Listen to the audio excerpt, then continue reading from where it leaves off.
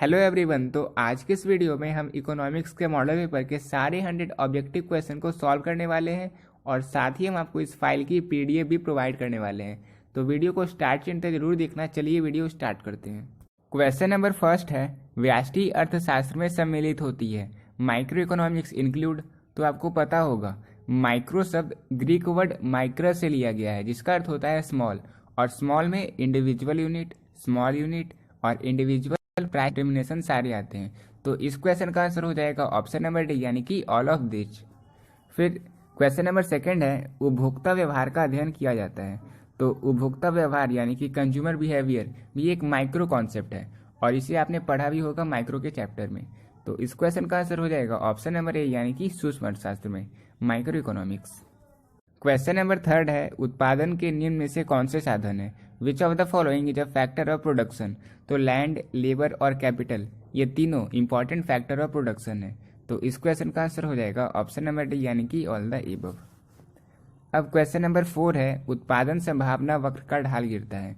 तो production possibility curve का slope top to bottom यानी ऊपर से नीचे की ओर गिरता है। तो इसका आंसर हो जाएगा ऑप्शन नंबर सी यानी कि फ्रॉम टॉप टू बॉटम, ऊपर से नीचे। अब क्वेश्चन नंबर 5 है, साधनों के स्वामित्व के आधार पर अर्थव्यवस्था होती है। तो on the basis of ownership the economy is classified into two types, that is centrally planned economy, market economy and mixed economy. तो इस क्वेश्चन का आंसर हो जाएगा ऑप्शन नंबर डी यानी कि उपरोक्त सभी। अब क्वेश्चन नंबर 6 है, उपयोगिता का संबंध किससे होता है। तो utility is related to usefulness, morality and मानव की आवश्यकताओं की पूर्ति से।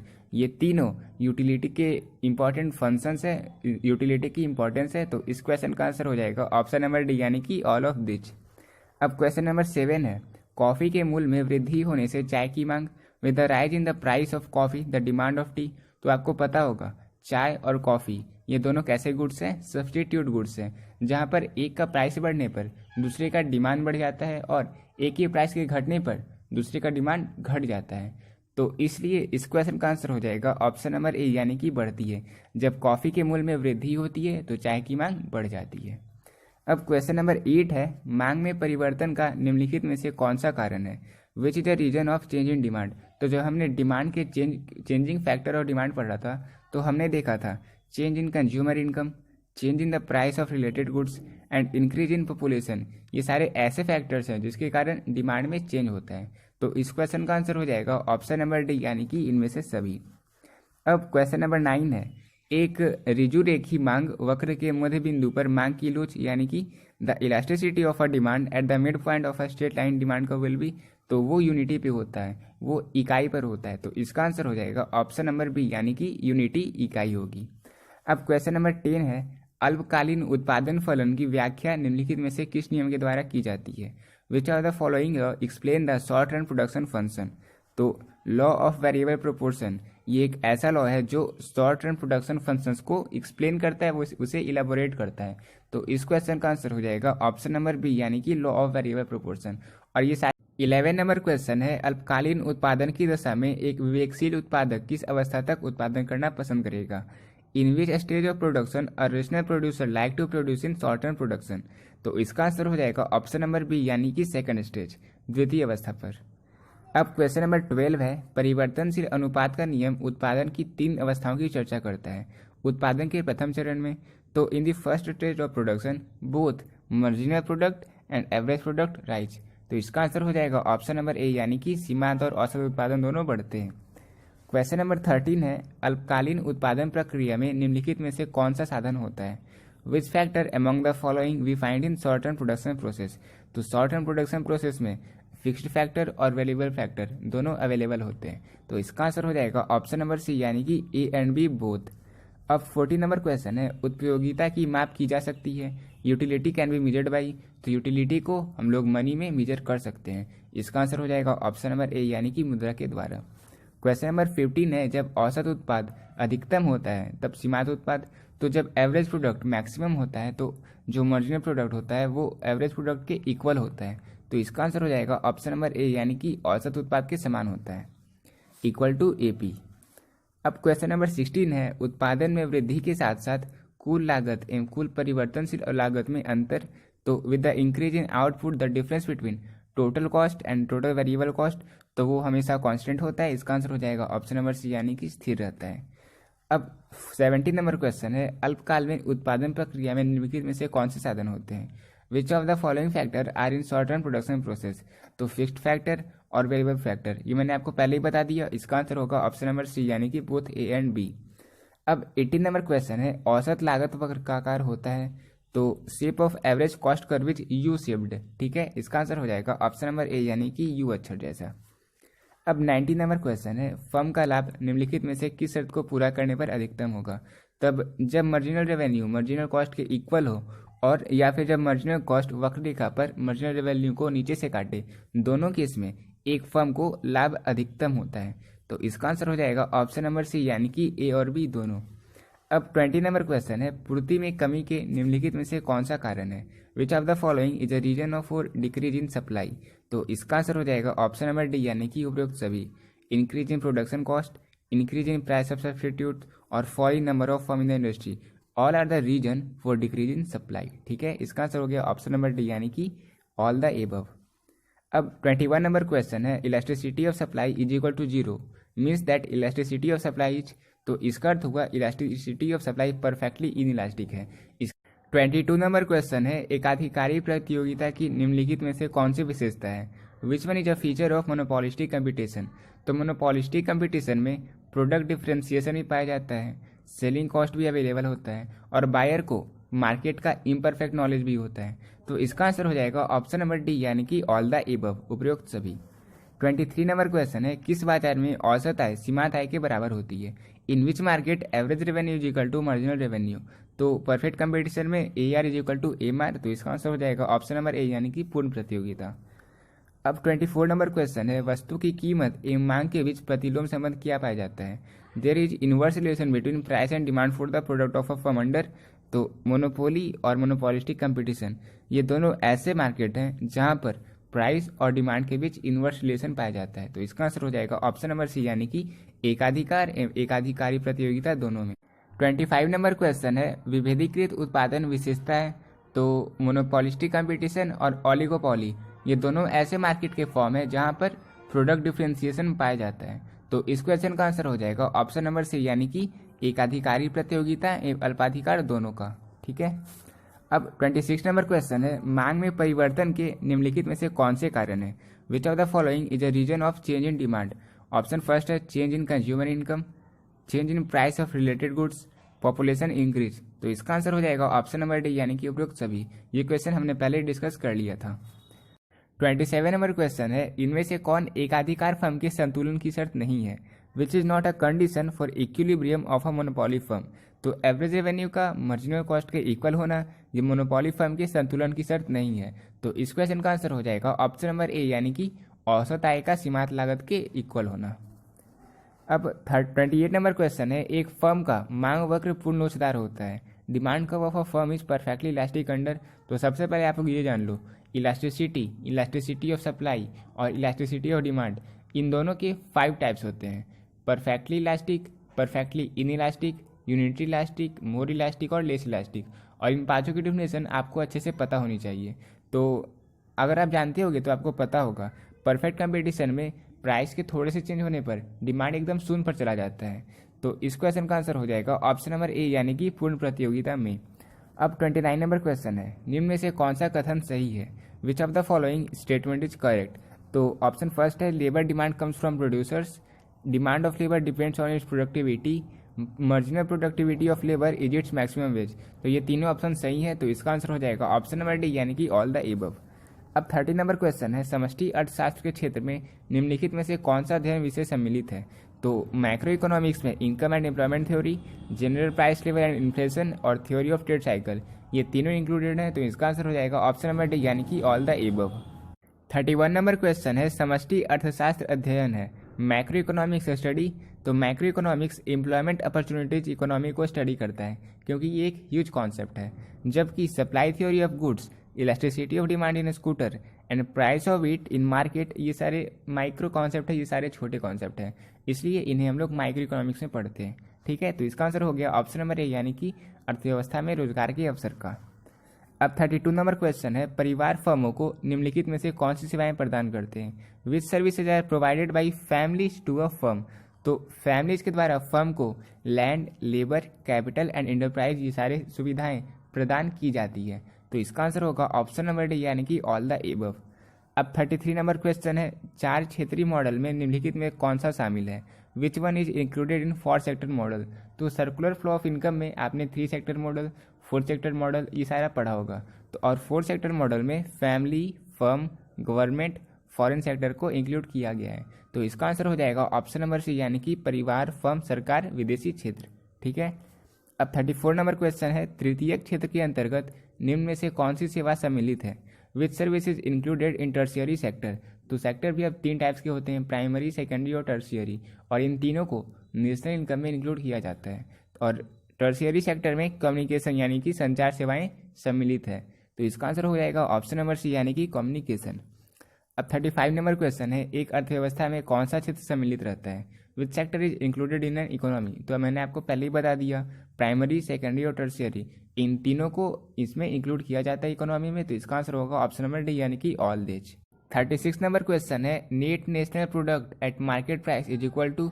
तो ग्रॉस को नेट में कन्वर्ट करने के लिए हमें ग्रॉस से डिप्रिसिएशन को माइनस करना पड़ता है, जो कि यहाँ पर ऑप्शन फर्स्ट में किया गया है। यानी कि ये आप लोग जान लो, ग्रॉस में डिप्रिसिएशन ऑलरेडी इंक्लूड होता है और ग्रॉस को नेट में कन्वर्ट करने के लिए हम लोग ग्रॉस से डिप्रिसिएशन को माइनस कर देते हैं।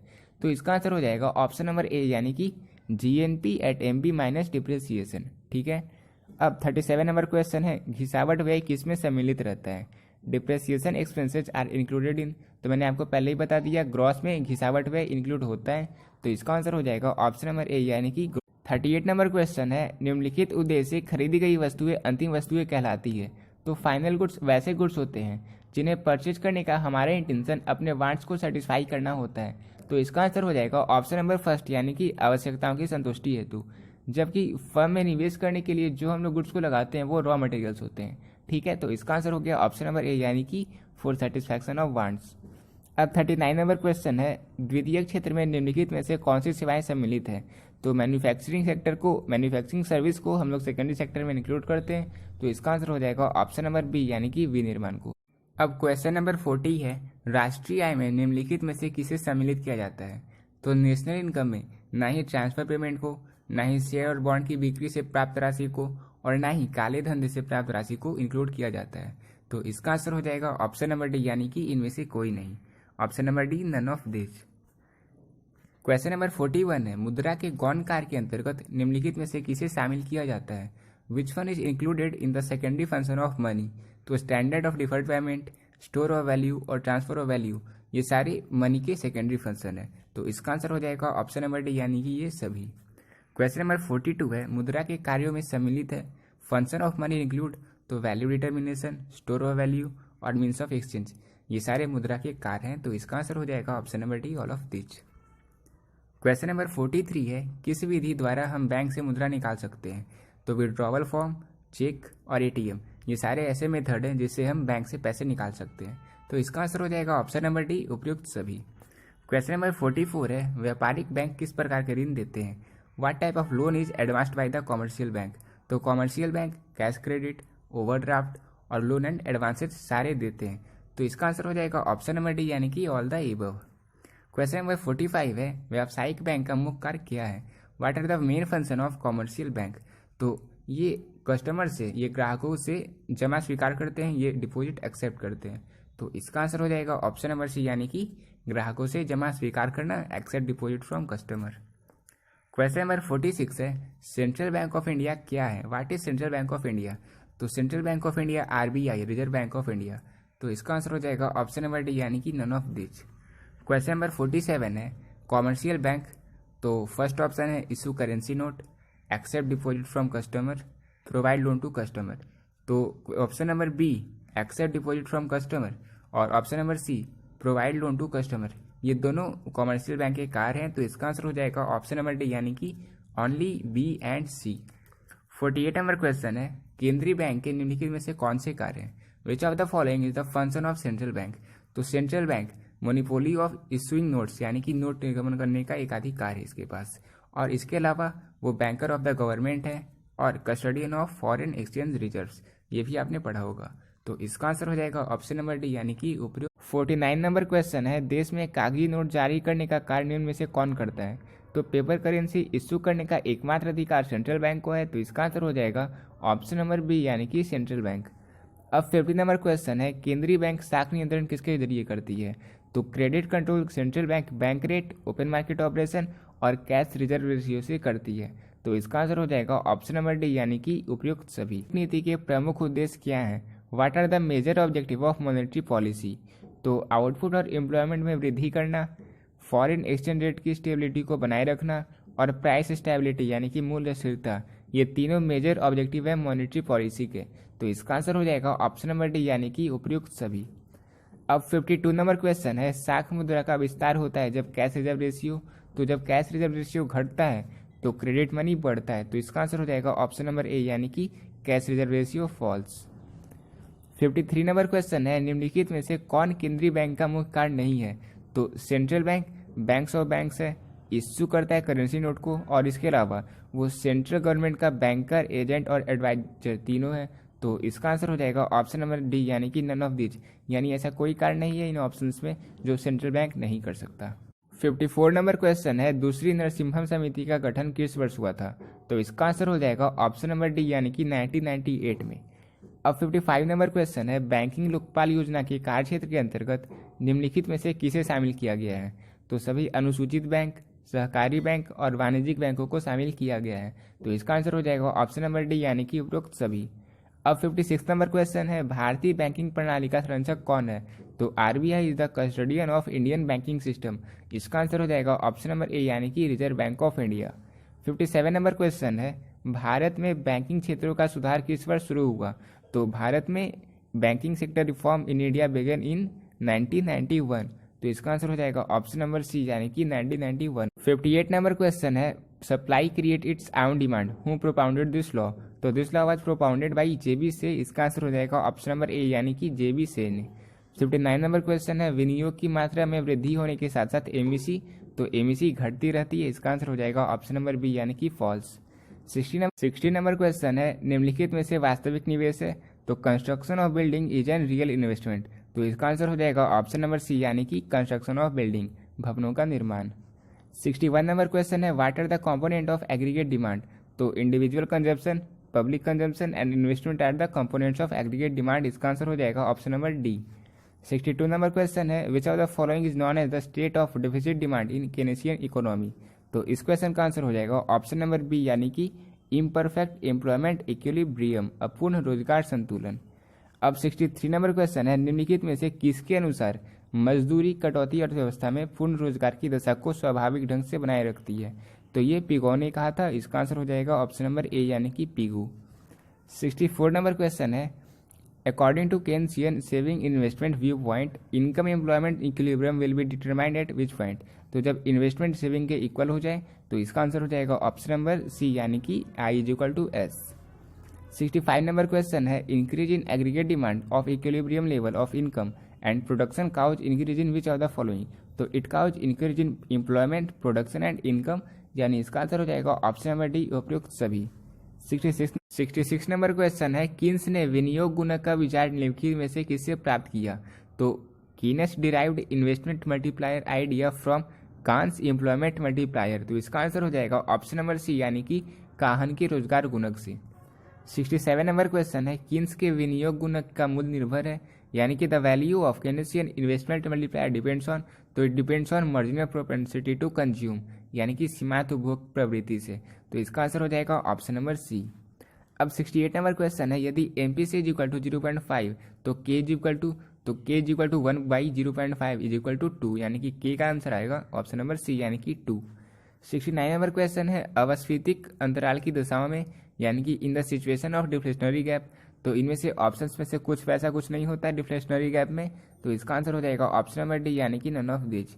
70 नंबर क्वेश्चन है, which of the following the reason of appearing surplus demand?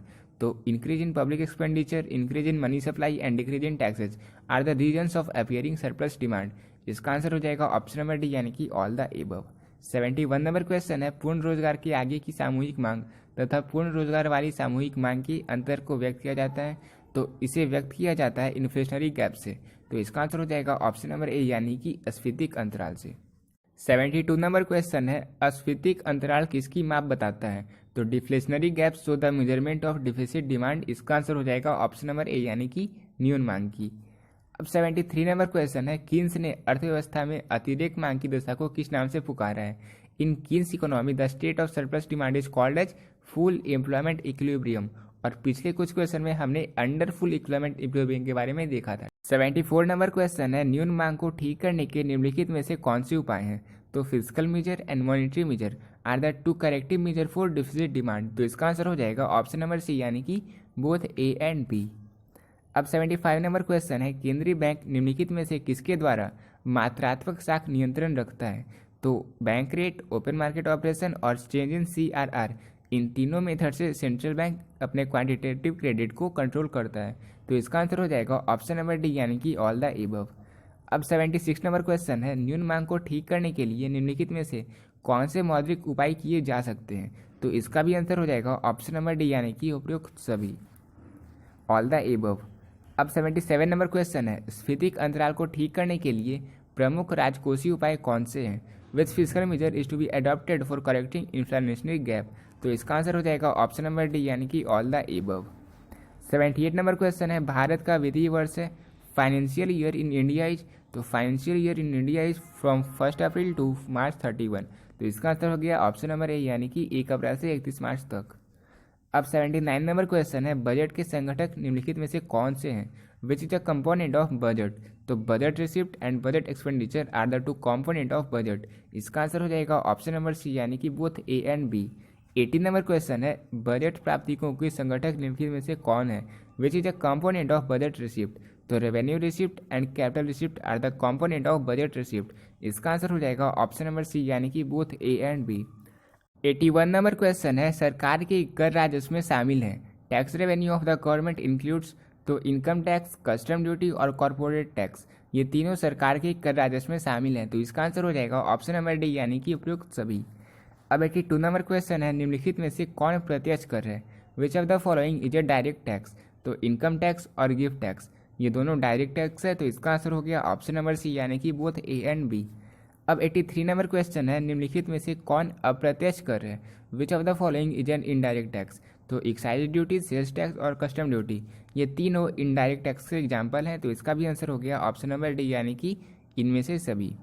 अब 84 नंबर क्वेश्चन है, निम्नलिखित में से कौन सा सरकार का पूंजीगत व्यय है? Which of the following the capital expenditure of the government?